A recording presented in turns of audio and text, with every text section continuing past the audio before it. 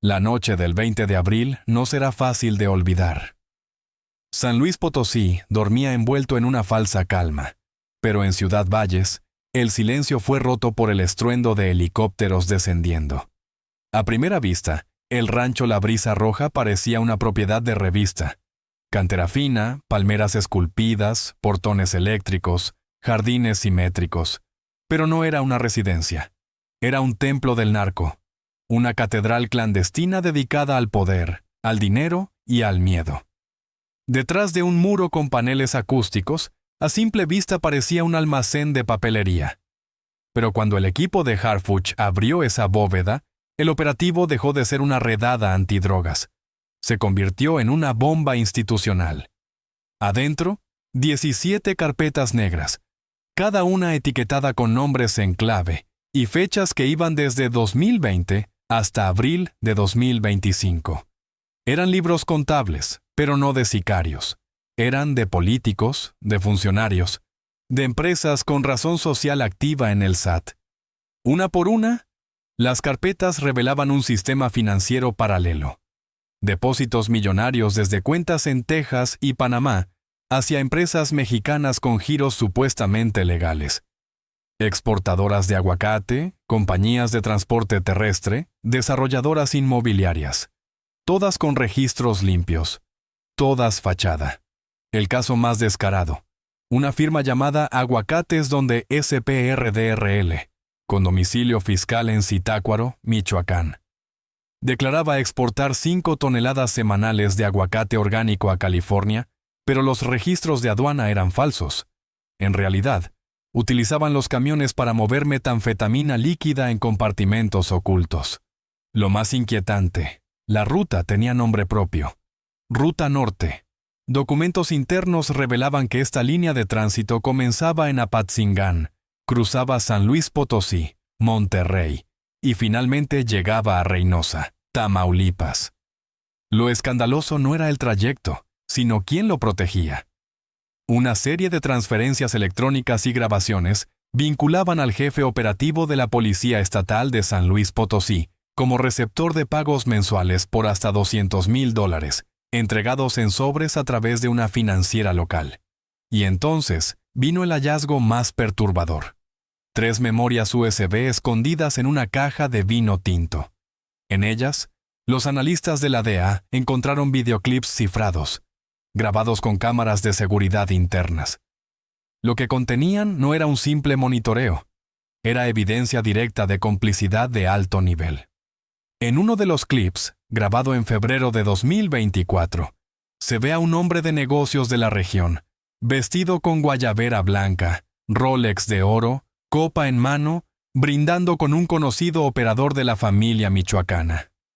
En la misma escena, un político local, ex candidato a diputado, recibe un maletín negro y sonríe a cámara. Ninguno de ellos sabía que estaban siendo grabados. En otro video, captado en una sala privada del rancho, un funcionario municipal firma documentos mientras uno de los sicarios hace una videollamada. En la llamada se escucha claramente: «Dile al licenciado que ya cayó el depósito. El camino está libre esta semana». El rostro del funcionario es reconocible, y lo más grave, sigue en funciones hasta hoy. El narco había dejado de esconderse, ya no necesitaba sótanos. Estaba en las oficinas públicas, en las ferias agropecuarias, en los clubes empresariales. Los investigadores también descubrieron una red de facturación falsa que superaba los 420 millones de pesos mexicanos en 5 años. Conexiones a bancos en Belice, intermediarios en Colombia y triangulación de fondos vía casas de cambio en Jalisco y Nuevo León. La pregunta no era cómo lo hicieron. La pregunta era cuántos sabían y se callaron. Mientras los agentes sellaban la evidencia y la prensa comenzaba a enterarse del operativo, una sensación amarga comenzó a expandirse. La certeza de que el crimen organizado no solo había infiltrado calles o cárteles, sino el alma de las instituciones. Porque al final, no basta con detener a los pistoleros, si los políticos siguen firmando permisos. El decomiso de drogas no basta si las grandes corporaciones siguen lucrando con el crimen organizado. No es suficiente con cambiar a los jefes policiales si los nuevos encargados siguen aceptando sobornos a cambio de permitir que la corrupción siga su curso. Rancho La Brisa Roja dejó de ser solo un escondite. Se transformó en un reflejo inquietante de la magnitud de un sistema criminal perfectamente estructurado. El hallazgo de este lugar desmoronó algo mucho mayor que una simple guarida. Destapó una red criminal que operaba bajo un sistema financiero sofisticado, donde la violencia no se medía con balas, sino con primeras 48 horas del operativo, facturas electrónicas, analistas de la unidad de inteligencia financiera, UIFE, y de la DEA, hicieron conexiones sorprendentes. Lo que parecía un pequeño rincón de la ilegalidad se extendía a al menos 6 propiedades más, diseminadas entre Tamaulipas, Aguascalientes y Zacatecas. Aunque todas estaban a nombre de personas sin antecedentes penales ni vínculos sospechosos, los patrones bancarios eran idénticos, lo que suscitó una alarma inmediata. Una de esas propiedades estaba en Río Bravo, Tamaulipas, donde una productora ganadera aparentemente normal, registrada como La Herradura S.A. Component Placement, ocultaba un mecanismo criminal macabro. Los camiones de doble fondo, cargados con metanfetamina en bloques comprimidos, cruzaban la frontera disfrazados como transporte de ganado. Lo que parecía ser una granja de exportación de carne, en realidad, era un canal para distribuir muerte, no alimento. En Aguascalientes, un rancho agroturístico resultó ser el centro de operaciones de un laboratorio de metanfetamina. Equipado con maquinaria de precisión, como filtros alemanes y reactores de última tecnología, el laboratorio se encontraba en pleno funcionamiento. Pero lo más impactante fue el descubrimiento de un manual en PDF titulado «Cómo aumentar la pureza con mínimos rastros», que revelaba la sofisticación del proceso. No se trataba de un laboratorio improvisado. Era un establecimiento profesional de producción.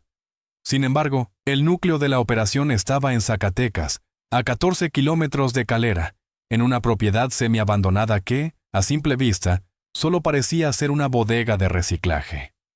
En su interior, las autoridades hallaron una planta de fentanilo, mucho más mortal que cualquier otra droga.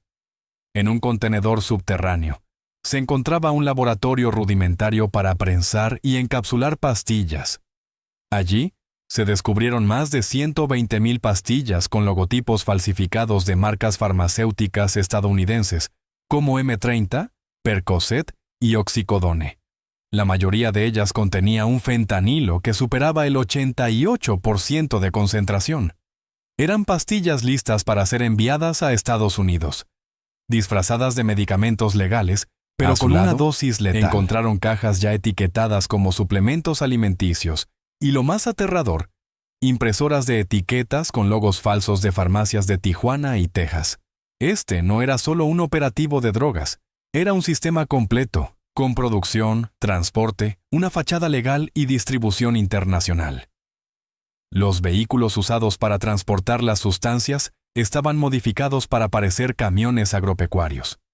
Entre ellos, camiones de ganado, registrados legalmente en la Zagarpa, que transportaban animales vivos.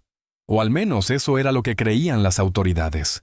En realidad, estaban cargados con bloques de metanfetamina, cubiertos con cal para evadir a los perros entrenados en la detección de drogas. Uno de estos camiones fue interceptado el 22 de abril en la carretera 45, cerca de San Francisco de los Romo. Dentro del vehículo no había ganado, sino 270 kilogramos de cristal. La pregunta que surgió fue inevitable. ¿Cómo pudo esta red operar durante tanto tiempo sin ser detectada? La respuesta se encontraba en los documentos encontrados en el rancho. Los archivos contables mostraban contratos con empresas de autotransporte, relaciones con corredores aduaneros y pagos regulares a funcionarios de aduanas y de sanidad animal. Todo estaba a nombre de empresas fantasma, con sedes en Morelia, Querétaro y Nuevo Laredo.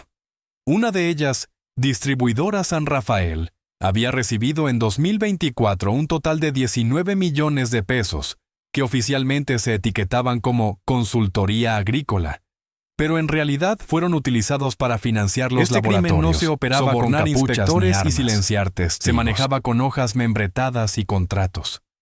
No hubo disparos, pero lo que se descubrió fue igual de devastador. Un sistema económico diseñado para transformar químicos en cadáveres y cuentas bancarias en cómplices silenciosos de la impunidad.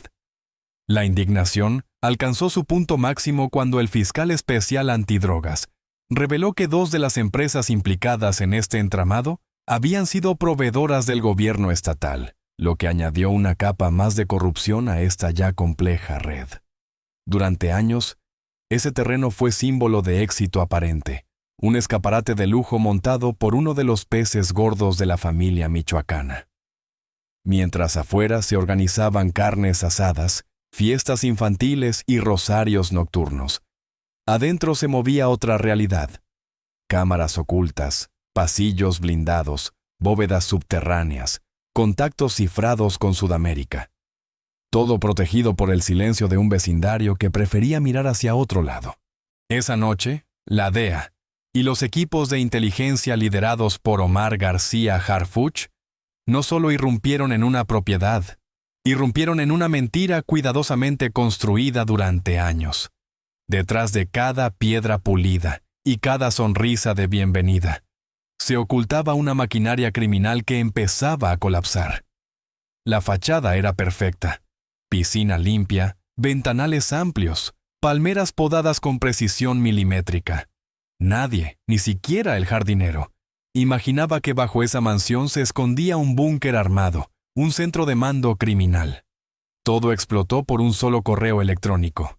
Un vecino anónimo, harto de ver camionetas sin placas, luces encendidas a las 3 a.m. y hombres armados disfrazados de jardineros, decidió romper el silencio. Su denuncia no fue a la policía local. Sabía que no podía confiar. Fue directa a la DEA. En menos de 48 horas, la información estaba en el escritorio de Harfuch. En 6 más, el operativo ya tenía nombre clave, planos 3D, rutas de acceso y equipos binacionales coordinados. A las 22:18, la orden fue clara: entrar, asegurar y no dejar rastro. El rancho, conocido por los halcones como La Brisa Roja, se convirtió en un tablero de ajedrez. Lo primero que cayó fue la fachada, literalmente. Una biblioteca de madera giró y reveló un elevador oculto que descendía a un infierno blindado. El búnker tenía su propia red eléctrica, sistema de aire filtrado, bóveda. Adentro, mapas, armas, millones de dólares. Una sala de transmisión encriptada que conectaba con antenas en Sudamérica. Pero lo más escalofriante fue la sala trasera. Con un olor químico insoportable, encontraron tubos de ensayo, sustancias etiquetadas con sellos de Paraguay y residuos de fentanilo aún calientes. La operación cambió de categoría. Ya no era solo lavado ni solo droga. Era producción activa de sustancias sintéticas en una zona residencial, frente a una escuela primaria. Las autoridades locales ausentes. Complicidad, negligencia o miedo. Lo que no se entiende es el silencio institucional. Durante más de 2 años, ese rancho operó con impunidad.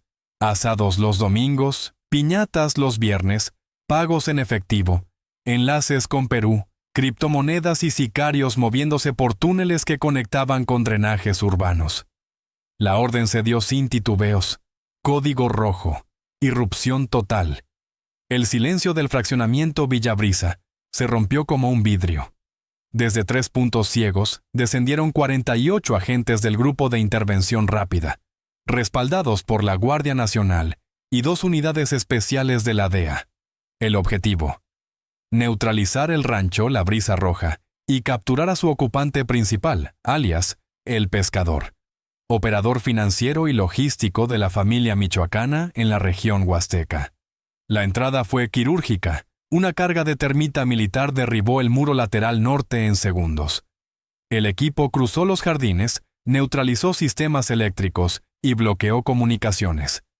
Debajo del garaje, un elevador llevaba al segundo subsuelo. Allí, el primer golpe visual: 56 fusiles de asalto, AR-15 modificados, AK-10, unidades FN Scarle con mira térmica de uso exclusivo militar, granadas de fragmentación, lanzagranadas M203. Todo listo para distribuir. En el segundo compartimento, 35 kilogramos de cocaína pura, marcaje colombiano, oculta en cilindros metálicos del sistema de ventilación. Eran paquetes firmados por el Clan del Golfo. La conexión sudamericana ya no era teoría, era evidencia. Pero lo peor estaba bajo el piso hidráulico del garaje. Una cámara sellada al vacío contenía 700 kilogramos de metanfetamina cristalina, con pureza del 98,7%, lista para exportar. Valor en el mercado: más de $35 millones. Todo esto en una casa de familia. El olor químico quemaba las fosas nasales. No era una casa, era una fábrica. Los comandos se dividieron. Uno aseguró el perímetro, el otro descendió al último compartimento. 3 literas, botellas de suero, una laptop encendida y una pistola sobre una almohada. El rastro del pescador estaba fresco, pero él no estaba. Afuera, los vecinos grababan desde balcones. Las luces teñían las paredes de rojo y azul. Los videos se viralizaban con etiquetas como número Operativo Brisa Roja. La escena era histórica. Pero la pregunta era inevitable. ¿Cómo puede una fortaleza así estar instalada en una zona residencial? ¿Cuántas autoridades miraron para otro lado? ¿Cuánto costó ese silencio? Porque no fue solo una operación contra el narco. Fue una operación contra la mentira colectiva, contra la idea de que nada pasa si no se ve. Y esa noche, todo se vio. Durante años, nadie pareció querer mirar, o si lo hicieron, lo ignoraron. La gran fractura moral comenzó cuando el Estado mexicano, ya sea por desconocimiento o negligencia, terminó contratando sin saberlo, o quizás por conveniencia, a empresas que servían como lavanderías del narcotráfico. En ese momento, la pregunta más inquietante comenzó a tomar forma. ¿Hasta dónde se había infiltrado el crimen organizado en las finanzas del país? Lo descubierto en la Brisa Roja no fue simplemente un cargamento de drogas, ni un arsenal de armas. Lo que se desmanteló allí fue algo mucho más peligroso. Una red financiera clandestina que operaba con cuentas legales, nombres legítimos y contratos aparentemente transparentes. Un sistema que no solo mezclaba la legalidad con la criminalidad, sino que los hacía casi indistinguibles. Hoy, mientras hablamos, la DEA y la UIF siguen rastreando esos flujos de dinero con la colaboración de bancos en Miami, Bogotá y Madrid. Las investigaciones han crecido en proporciones alarmantes, y el impacto de este descubrimiento ha resonado en todo el país. Más de 180 órdenes de cateo, alertas rojas en organismos de control fiscal y aduanero, y operativos en 5 estados diferentes han desatado una alerta sobre la magnitud del problema. Sin embargo, persisten las preguntas. ¿Cuántas redes como la Brisa Roja siguen operando, escondidas bajo fachadas de granjas, empresas de exportación o desarrollos turísticos? ¿Cuánto dinero sucio ha contaminado el sistema financiero mexicano sin dejar rastro? Y quizás lo más urgente, ¿quiénes dentro del gobierno permitieron, por omisión o por soborno, que todo esto ocurriera? El dinero encontrado en esta operación no solo pertenecía al crimen, era dinero que fluía a través de la legalidad, envolviendo en su paso a empresas que parecían inofensivas. Agroexportación, transporte, consultoría ambiental. En solo 3 meses, más de 150 millones de pesos fueron lavados a través de cuentas que, en apariencia, pertenecían a empresas legítimas.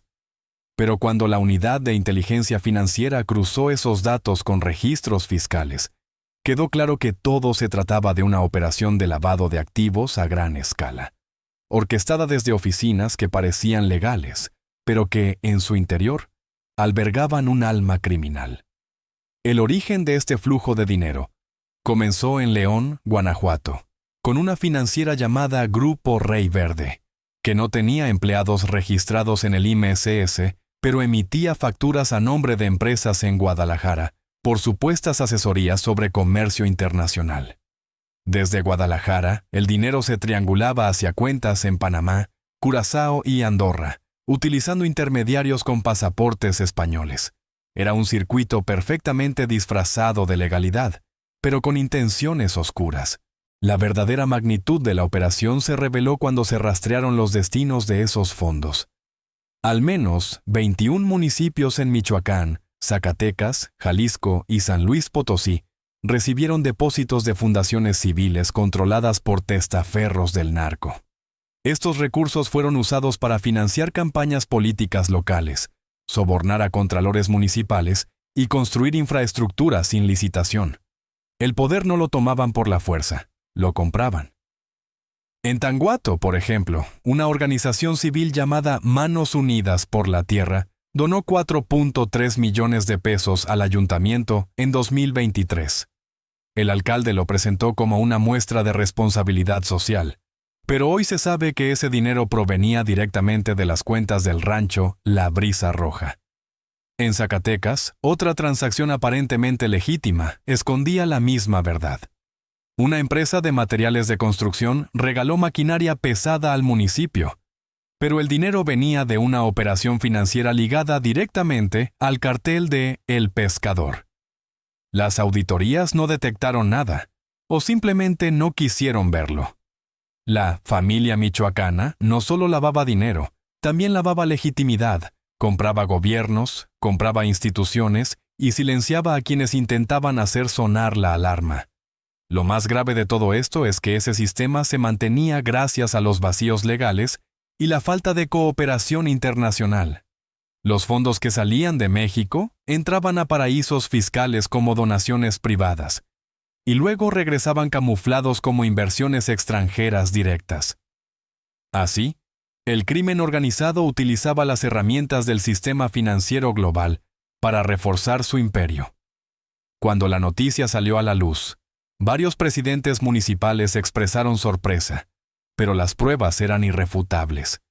Cheques firmados, mensajes de WhatsApp filtrados, depósitos mensuales que llegaban a las cuentas personales de regidores, todo bajo el pretexto de honorarios técnicos. La fachada de la legalidad había sido perfectamente construida, y el sistema seguía funcionando, alimentado por el silencio cómplice de aquellos que deberían haberlo detenido. La caída de La Brisa Roja fue mucho más que el derrumbe de un centro narcotraficante. Marcó el comienzo de un efecto dominó que expuso una red de complicidades entre cárteles, empresas, políticos y autoridades locales. A las pocas horas del operativo, al desmantelar su centro financiero, personas fueron arrestadas. Se reveló la conexión oculta no que une el dinero sucio con el poder político, dejando una pregunta de seguridad pública, un exdiputado democracias y un locales funcionario fueron compradas en silencio. El análisis de dispositivos decomisados reveló información comprometedora, como una base de datos interna que contenía registros de pagos y transferencias a funcionarios públicos que protegían cargamentos o ignoraban actividades ilegales. También se descubrió un documento con los niveles de cooperación de varios municipios, lo que desveló que algunos estaban marcados como aliados del crimen, no por su seguridad, sino por su complicidad. El colapso de la red fue algo más que un operativo.